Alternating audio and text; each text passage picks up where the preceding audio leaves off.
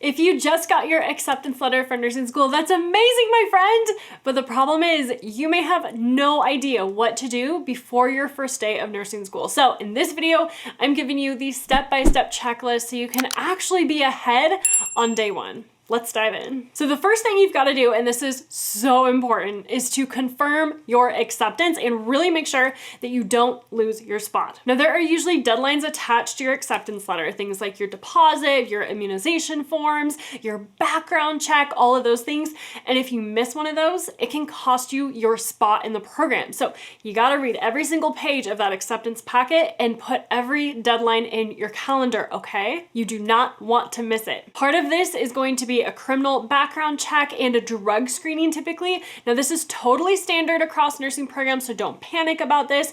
Just know that it's coming, get it done early, and if anything gets flagged for some reason, reach out to your program right away so that you can get it all sorted out before it becomes a problem later, especially before you start clinicals. And then next up, your immunization records. So most programs require a really specific set of vaccines and titers. So these are things like the Hep B, MMR, varicella, and TB test, and often the flu or the COVID vaccines, but this varies by school, so you're gonna wanna check your requirements. And here's the warning that I really want you to hear, okay? Titers, which are the blood tests that prove that you're immune to something, those can take weeks to come back. And if your titer shows that you're not immune to something, you might need to do a whole new vaccination series, which is gonna take longer. So don't wait, okay, until the week before your orientation. So start this now. And if you've lost your old vaccination records, call your childhood doctor or your old school or your state's immunization registry to track them down. You've gotta have those records. When I got accepted into nursing school, I actually found out that my titers were negative for Hep B, so I had to do the entire series over again before I could start clinical. It was crazy. I was so stressed out that it wouldn't be done on time. So you want to get those done like now, today. And number 3 is your BLS certification. So that's basic life support. That's the CPR course for healthcare providers. You almost certainly need this one before you can start clinicals. So most nursing programs do want the American Heart Association version of this, the AHA specifically. So you're gonna wanna check with your program before you go and do it, just to make sure that it's the right one. And some locations don't host these classes very often, so you wanna make sure to check the schedule, get it done early so it's out of the way.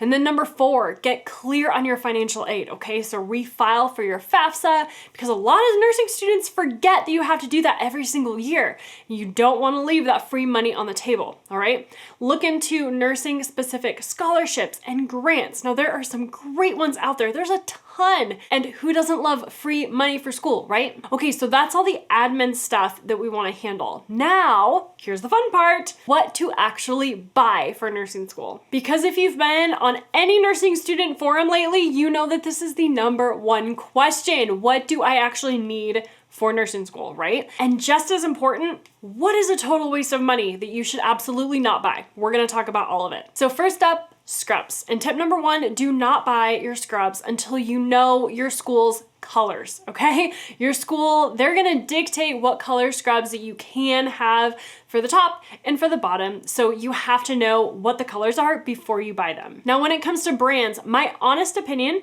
is to just look for affordability and durability, okay? Is it cheap? And will it hold up, okay? Especially when you're just starting nursing school. And I really liked Dickies tops for scrubs because they're really affordable, they hold up really great. And I'd often pair a Dickies top with Koi bottoms because the Koi scrubs, they have the best pockets in the pants. And trust me, you're gonna want a lot of pockets. And then when I got pregnant in nursing school, I actually switched to Med Couture. Fancy. Sounds fancy. It's not. It was just because it was stretchier and I would size up, so it actually fit pretty well. So Med Couture, Dickies, and Koi, those were all really affordable, and that is just what I used in nursing school. So just find something that's affordable and durable. Then next we have shoes. And friend, I have a little bit of a different opinion on this than most people for shoes. I am a huge fan of insoles. Okay, and for me personally, I have found that insoles will often matter even more than the shoe itself, and it's also cheaper oftentimes. but they go hand in hand. You still want a good shoe with good support, but the insole is really, really what makes a huge difference. So here's my number one tip for buying shoes in nursing school. Whatever shoe that you buy, you really want to make sure that that insert that's built into the shoe can be taken out, that it's removable, okay? So you can actually put your own insole in, because then whatever insole works best for your feet, you can put into any shoe that you get, and your feet are always supported. It's perfect, but you just have to make sure that those are removable when you buy them. So for me, I wore Allegria shoes in nursing school, but the downside of those is that you can't swap those insoles out. And now I wear New Balance. And yes, there's not winning any fashion awards or anything like that. I just love them. And I use Power Step insoles, which my podiatrist actually recommended. They're so great. And I'm gonna link that in the description below to check it out on Amazon. Now I know Hoka's are super popular, and that might be a great option for you. I've personally never used them, but I know that a lot of nurses really love it. And honestly, the brand matters less than that fit and the removable insole. So if you get this right, it's gonna save your feet so much pain and fatigue when you have those really long 8 to 12 hour clinical days. And next up is your stethoscope. Now there's a big debate on whether you need to go out and spend a fortune on a Littman. Here's my take on this. I have always used an MDF stethoscope and I love it. It works perfectly. I really don't see the need to go spend and splurge on a Littman or a super expensive stethoscope.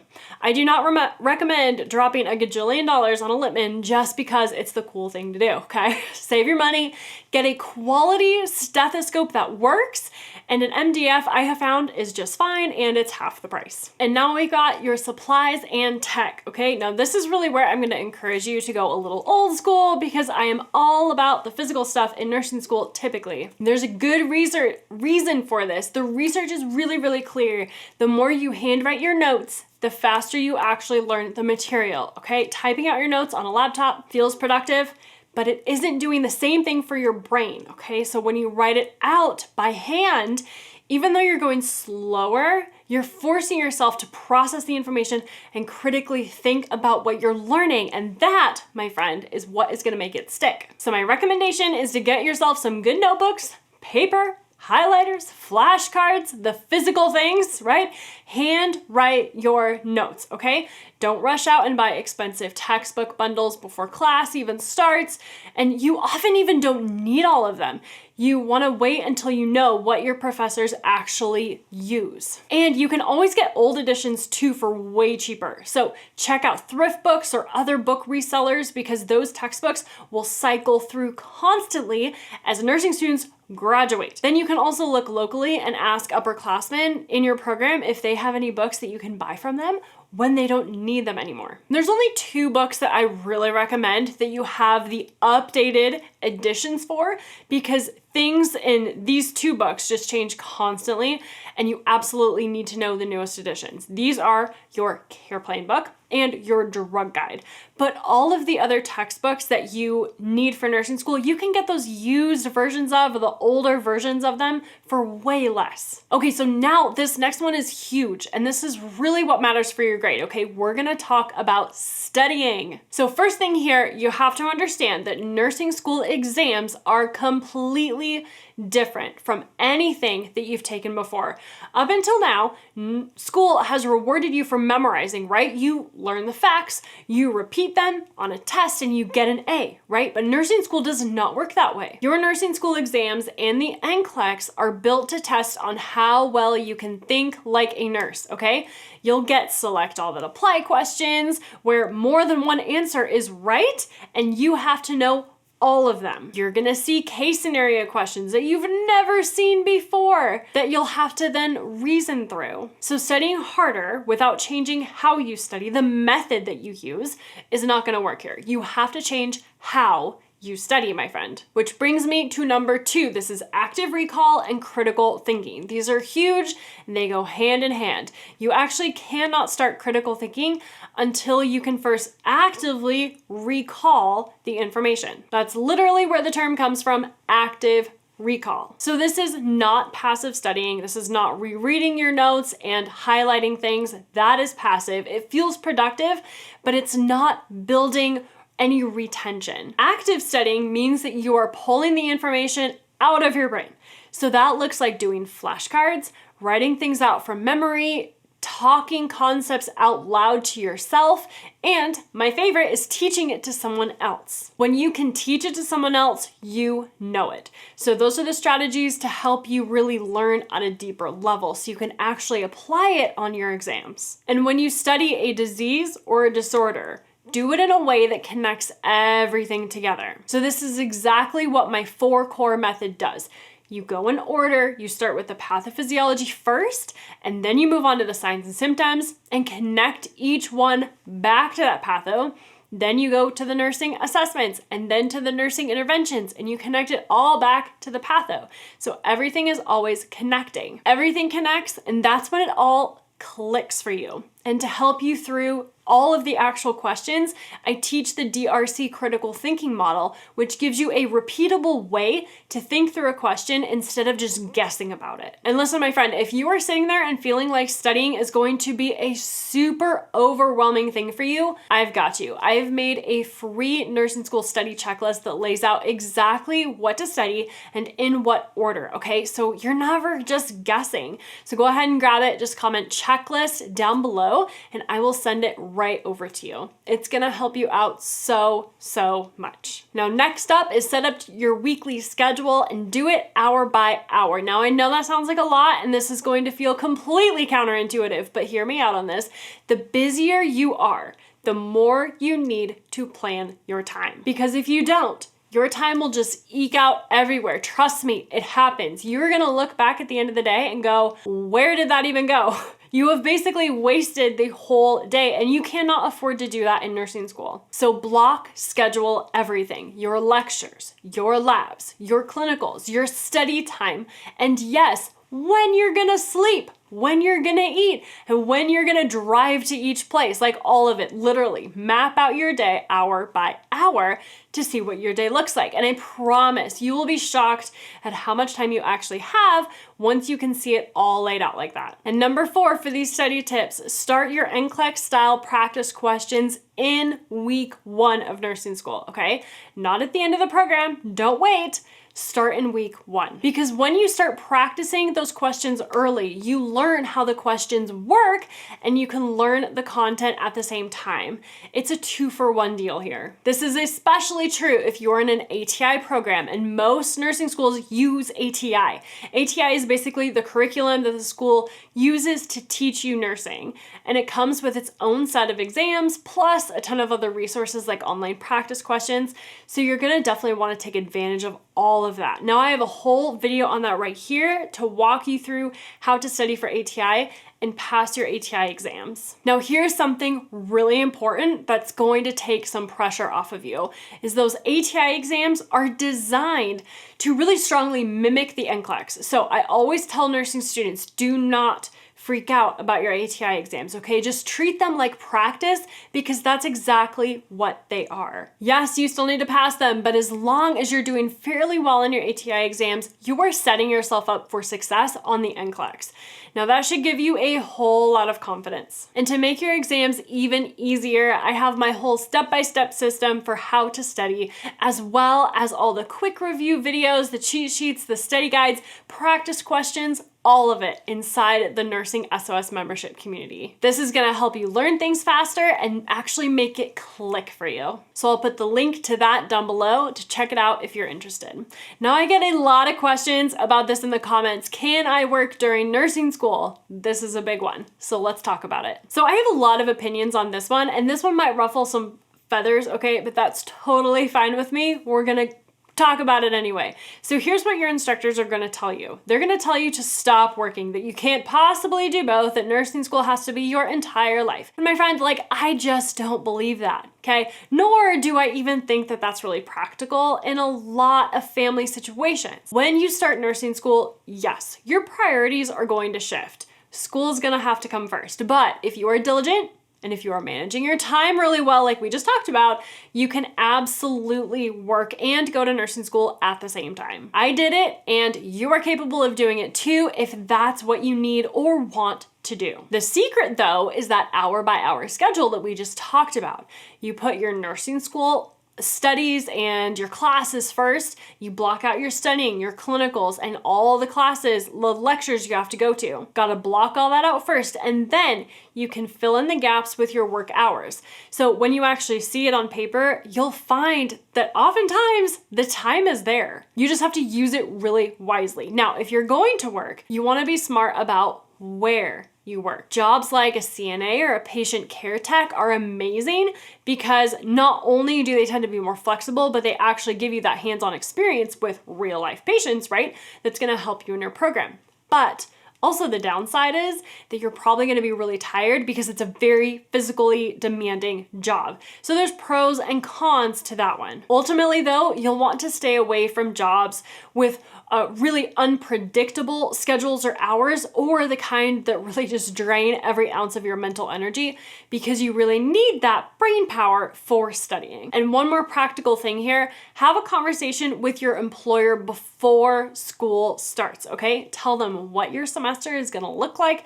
You wanna set clear expectations about what your schedule is and the flexibility that you'll need, and then get it sorted out up front so that it doesn't cause problems for you later when school starts. Now, this next one doesn't get talked about a lot, which is a bummer because this is really what can bring so many nursing students down, myself included. This is number 5, is to set up your support system, set your expectations, and to get your mind right before day one, okay? Because nursing school is hard. It's really hard, and you're not meant to white knuckle it alone, my friend. So first step, you're gonna wanna tell your people what is coming. So have a real conversation with your family, your spouse, your friends, everyone before the term starts, okay?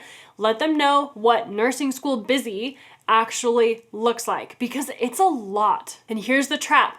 If you let everyone assume that your life is not going to change, then resentment can quietly build on both sides. So you want to get ahead of that. Tell them that you're going to be in the thick of it really, and ask for their support and their help. Now, second, find your new nursing friends, okay? Your classmates are going to be your lifeline here. They're the only people who truly are going to get what you're going through, because they're walking right along with you. So invest in those relationships early. Find a study group, be a little choosy. You want people who are actually there to work, right? Not just vent or complain. And if you're having a hard night, lean on those people, okay? You are not alone going through nursing school. Find your people. And third, take care of yourself, especially your sleep, okay? Your stress levels, your rest. These things are gonna directly affect how well your brain performs on those critical thinking exams, right, in nursing school. So figure out now what helps you decompress and actually protect it in your schedule. See how all these things are coming back to that hour by hour schedule? It's so important. And for our family, that looks like taking a full day off every single week to rest. So we take Saturdays completely off,